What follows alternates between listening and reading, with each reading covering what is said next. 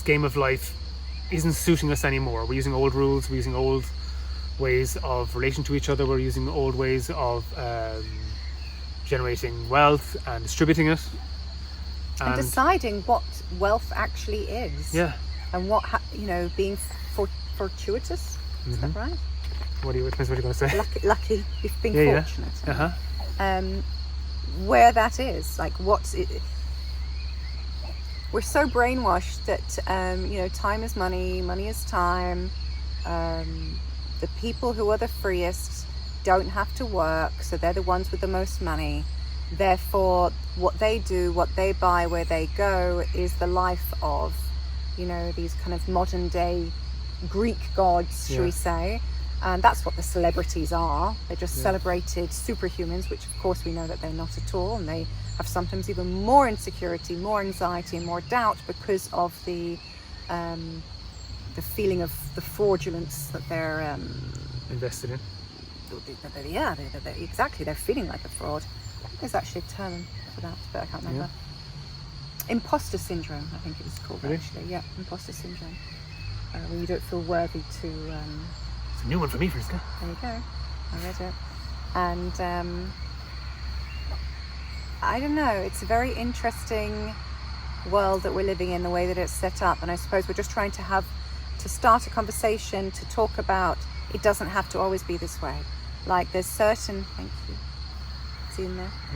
Oh, he's down. The ant again. Yeah, go on. If anyone caught in one of the earlier episodes, I can't actually remember if it's the last one or one before last, there was an ant crawling on Jer, and I really don't like killing things as much as I possibly can, unless they're mosquitoes. I have no love for mosquitoes. And there was an ant on my hand, and I tried to flick it away, and he wouldn't bloody go away. And I was trying to go and he wouldn't go, and I kept on trying, and I said, oh fine, I'll just leave him on my hand. And he was really tickling me, and I was like, oh my god, I have to get this guy away.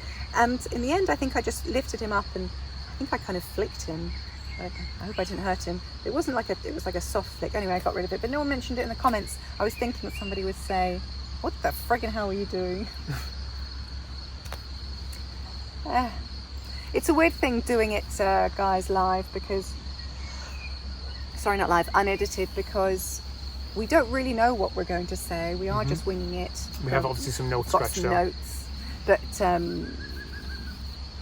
we do meander off, and we say things also that we sometimes think, oh God, afterwards. Like I had a bit of we'll do a mini segue. Oh yeah, go on. That I had a bit of I opened the door to the tiger. That's all I'll say. And it was not the last week's one, it was the week before, wasn't it? I think so, yeah. Where I was telling a story, a true story. But then when I heard it, when we watched it back, I had this feeling of just, oh my God, someone could take this the wrong way, which I know it's up to people how they take things, but I'd just be so paranoid about hurting people or making bad energy. So I kind of phoned a few friends, I sent a message saying, what's the story? And they were like, that'd be so ridiculous. But still, I'll mention it because we're trying to be as honest and earnest as possible, and trying to show the problems and the pitfalls of trying to be genuine and not filtering what we're saying. So I want to clarify is that I know that it didn't come across negatively, but still in my head, for someone who could be looking at it through pooped into spectacles, then they pick up on it. And you thought it was no big a deal. Fine, yeah. But when I was talking about how my first time in Ireland, and I was 19. Yeah, I don't think I was even 20. I think I was 19 or 20, and I was obviously, you're a teenager. You're just so, you don't know anything. And in school in England, we really learnt like nothing of the history of Ireland and all the terrible stuff that happened. Like nothing. It was just, don't look over there. And so it was so ignorant to any bad blood. A large chunk of your history has been colonization. In fact, yeah, a lot of the English they skip over that in history class. We're all about like, let's just concentrate on the dates and the details and just really kind of bore people brainless with that. So I really wasn't fully aware of the situation and the absolute disgusting behaviour that people they're all dead now, but awful things that went on during the 2 famines, not 1 but 2.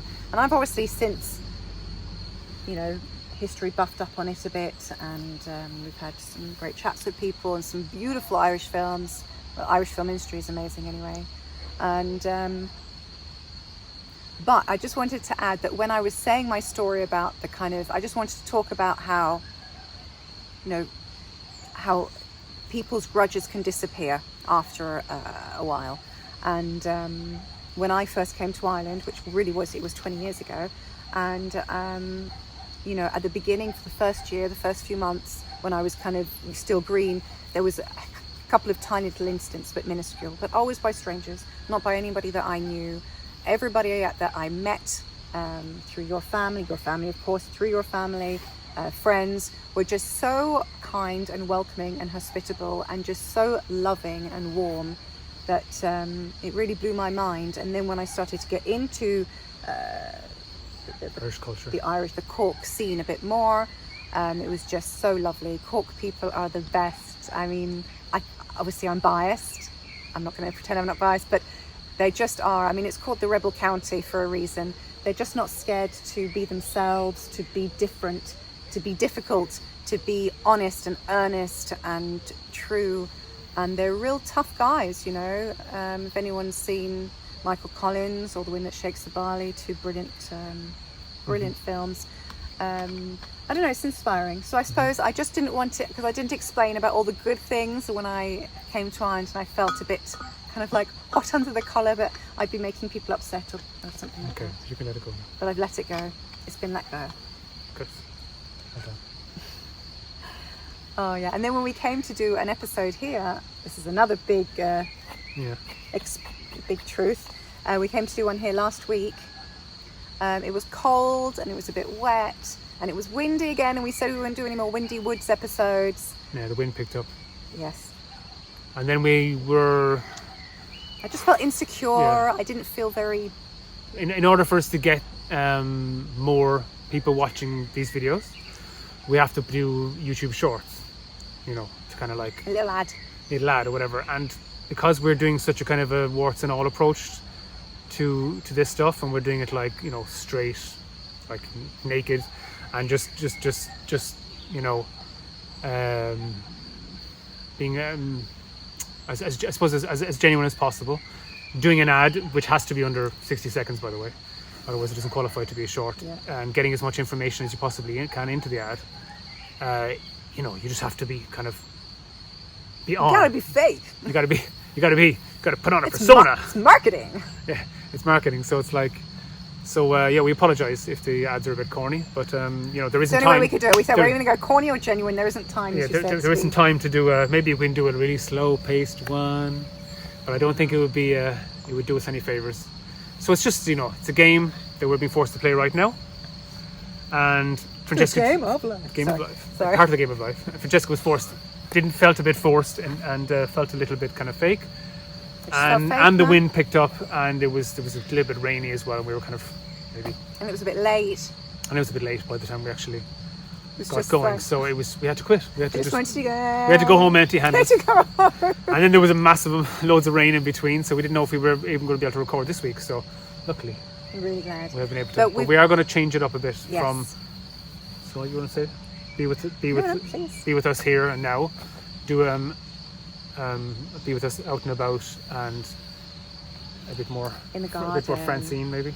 A bit more Francine, yeah, we'll see. And a bit more Elmas, maybe with the goats and stuff like that. I know we've been saying this for a while, but we just have to meet him or give him. We will. Send him a text actually. Yeah.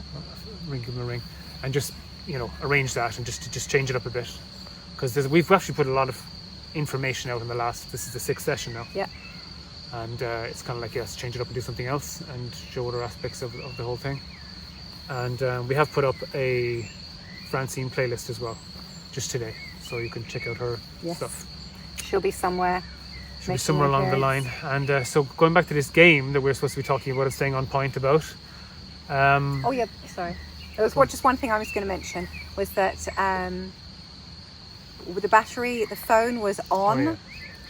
For some reason it got squished. I don't know how, it just got on for a good while, and so we only have 50% battery. So it may or may not.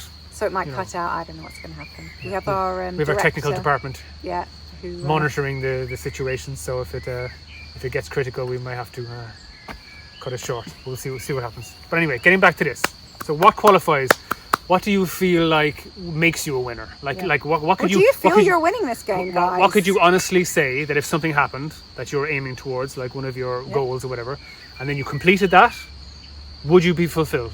That's the question you need to ask yourself. So, I mean, I've practiced this myself, where I imagine maybe certain scenarios when I'm meditating about gratitude or something like that, and you're imagining about certain future scenarios or whatever, and then when you really picture everything that you would like to experience in your life, like close your eyes, do it before bed, it doesn't matter when you do it, just see that whether or not, like if you do it maybe a few nights in a row and you get used to that feeling of that thing that you think is going to improve your life and fulfill you in such a great way, see if it does after a while. If that kind of background becomes, your brain throws into background after a while, and you feel that okay, that's a given, and that's what's going to happen, that's going to come in place, and this is going to my blah blah blah business is going to grow to this point or whatever, blah blah blah. At what point would you be fulfilled, and would you be able to stop, or would you be able to walk off the hamster's wheel or leave the maze? How much cheese is enough cheese? Because we're pretty sure the way the game's set up right now, there is no cheese in the middle, so it's a hoax. Well, it's like the fake fluffy bunny rabbit on the greyhound track. Yeah, so long as the greyhound never catches it, then he'll always run week after week. But some of my relatives were involved in greyhound racing, and I heard stories about sometimes the fake electronic rabbit broke down and the dog caught it, and he never raced again. So if maybe it's your opportunity to catch the rabbit, maybe it's your opportunity to just. So what is it about? Yeah. What am I if I was to here? grab that thing, if I was to grab that thing that I feel is going to fulfill me, would it fulfill you? And then whether let's say you've set up your game, if you're bothering, if what you bothered to set up your goals, what goals you've set up, whether or not you're playing the right game for you. Yeah. So try to imagine, if you can, just as an exercise, try to imagine that you have all these things, and that your, as I said, business is going through this thing, or you've got this certain partner, or so many children, or blah, blah, blah. But the reason why is because the way our minds are set up is that it won't fulfill you. That's what you're kind of getting at, is that you'll find that when you reach, it's kind of like the Girl Guides or whatever the Scouts kind of sashes are, and you get one for swimming, you get one for making a fire, you get one for doing this, one for knots, whatever. We're kind of always going next. So we get a goal, all right, but now, like some guy wants to save, I don't even know, he wants to have 100,000 euro or something, 100 grand in his bank account. He finally, after all his years of struggling, gets that. Then he's going, well, I want two now. And we're always pushing, it's like we're pushing the goalposts, or you can't keep doing that. We're saying the light at the end of the tunnel, and as soon as you get close to it, no, we'll move it out. We're not we don't run, we're being brainwashed that we are these things that can't move and think by ourselves, that we must have a carrot on a stick dangling in front of us and a stick whipping our butt behind us in order to actually get anywhere or do anything. So either chasing the carrot or you're being chased by the stick. That's kind of what's happening, in terms of the drive to move forward, to do things, to achieve certain things. So it's a little bit like, that's the reason why computer games are set up to be so addictive, because they realized in the early days of video games, like Space Invaders and stuff, where you just had this little moving spaceship at the bottom, and he was shooting up at this and knocking all these other alien crafts which were moving down one line at a time. And we're obsessed with clearing our plate. We're obsessed with clearing the way and feeling, free of any impediments, impediments. Yeah. And so that's how computer games are set up, so that there's always something out of reach. There's always something to get to. So you keep playing. And life is a bit like that, the way it's set up right now. That it's set up in a way that there's always something to achieve, there's always something to get to, there's always something to run towards, there's always something to secure. Yes. And then you'll be happy. But I think if you just do this mind exercise where you just pretend that you have that, and it's very easy to do, and as I said, just a couple, 1 minute of your time, or 5 days, or just say from this day till this day next week, I'm going to spend a minute imagining all the things that I think will make me happy. And then the next night it's in place and so on. You just imagine walking around that particular house or being with that certain partner or having the business a certain way and so on, and just walk yourself around that life for just a week. And you'll find you won't feel fulfilled. Like the external things aren't going to fulfill you, and it's because we're only unfulfilled because we are disconnected. We feel disconnected from all that is. Yeah. And we only feel disconnected because we're so busy with this beehive in our head, just buzzing. Yes. You know, just beehive brain. Beehive brain, yeah, it's a nice one.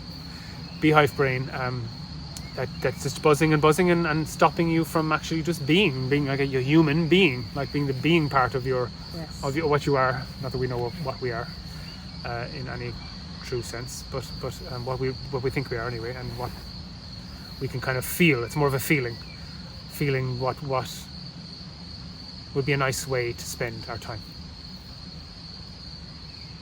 Is that okay for listening? That was okay. Does it make sense? You didn't use any basic words, so it was amazing. Did it? No.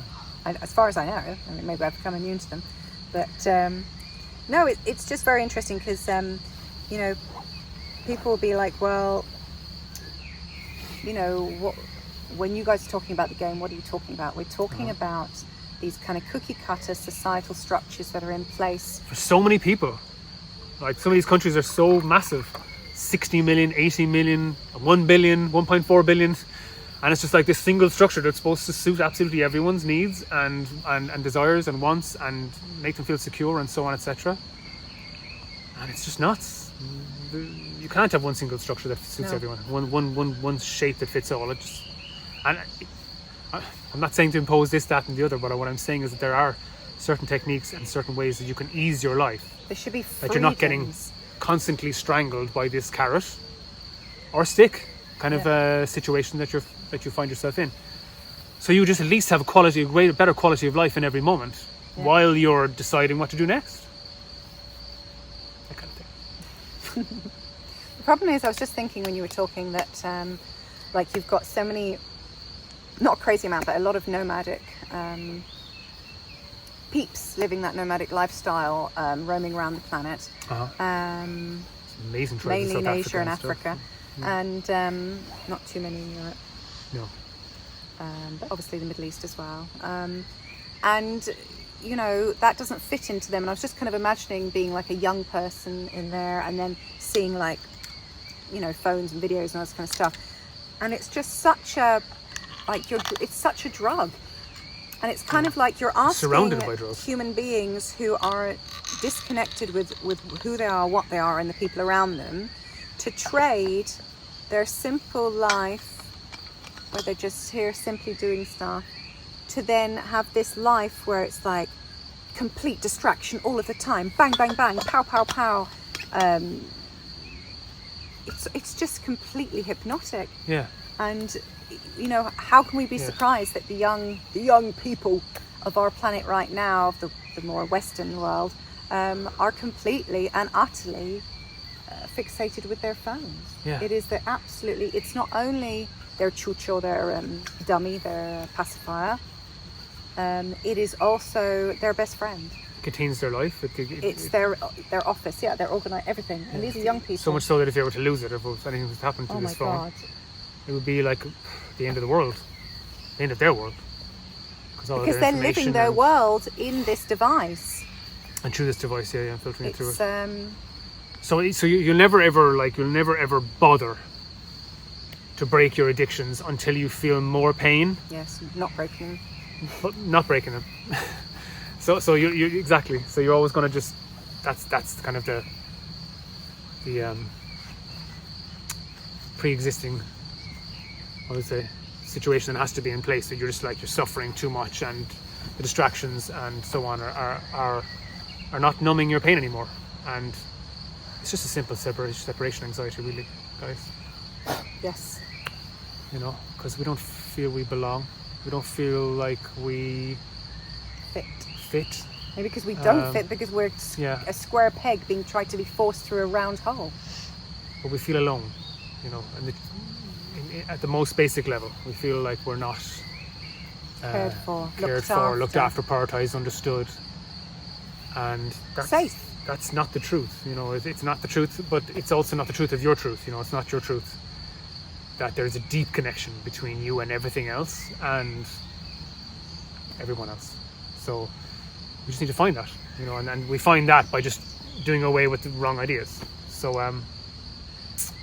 so how do we move towards that? We have to move from kind of an unconscious kind of paradigm to a conscious paradigm. And I know I keep on rattling on about the conscious and unconscious, but if you are, you know, unconscious of the power of your thoughts, which cause your emotions, which cause your actions, as we covered that in the last session, then you'll just keep doing this stimulus response. So if you're afraid, you'll run towards, you know, you run away from the stick, or you'll run towards the carrot for comfort. And in that way, because we have a money-centric society, you're always going to try and gather as much wealth as possible to feel secure, but no one ever feels secure because no one ever feels secure enough. Because if they did, then the people at the top would stop. Because also would stop earning money. When you get when you get more money, you feel safer because you have more money and you have more free time. You have a longer leash. You know, those dogs that are tied to the center of a garden, and more of a gap between you and the fear. Yeah, but you have like a longer leash that you can go walking out more, and you can go and do things. Yeah. And get But things. eventually you end up at the same place. You know, even the rich people, they end up with the exact same problems, or different versions of the same problems. And in a money-centric society, whoever controls the thing that everyone needs, which is money, and the thing that everyone wants more of, is in control. That's just a simple matter of the fact. And if we move away from a cashless society to digital, then it's very much really flick of a button. Then it's a flick of a button type stuff. It's like, it's not even like humans. It's like AIs and all that kind of mess. So it's just kind of, it's not putting like, it's not saying go away from society. You know, actually, I was watching back the last video of the SCA one, and I hope I didn't leave this impression of like, oh yes, and then we go back to completely this is agrarian existence, like just, you know, agriculture and 1 acre and you know, as I said, John Seymour says 1 acre and a pig. No, I didn't mean that. I mean that's what can be done, but with the technology that we have, the amazing magical magic that we have at our disposal, we can have the comfort and the peace as well. Of course we can, because there's plenty of room, and we just need, you know, as I said before, philosopher kings, people who are actually able to see more than their own bag of gold. So people who can actually see the full picture and but again, a system can't be imposed. It has to be formed from within by a more conscious society, by a more peaceful society, by a more aware society.